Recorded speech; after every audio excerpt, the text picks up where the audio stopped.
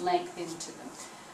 The best way to determine that is to work in front of a mirror so that you're always kind of having an idea of where you are on your coat. This area here grows a lot of coat, and so we want to keep this, and they don't like this at all. There's a lot of nerve endings here. But we want to keep this area where to the side of where the tail joins the spine. Should be kept nice and flat and short. It likes to build up hair, and besides making the dog look very rounded in the rear end, by keeping that hair short and smooth, we actually make the tail set look higher when the dog's in proper trim.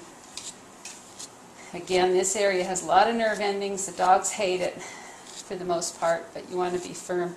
And here's a little secret. Some dogs, when they really, really hate being worked on, will use the grooming noose, kind of on the wrong side.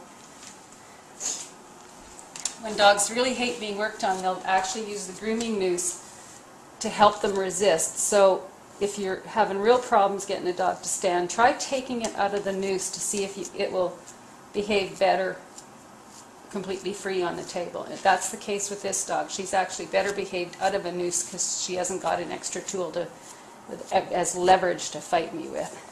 This area, this is quite overgrown on this bitch, and I'm going to have to carefully work it shorter. It should not be scissored, except right before a show, you might trim the very ends with scissors to tidy them up. But this area has to be stripped, or it will get thicker and thicker and thicker and lighter and lighter and lighter in color.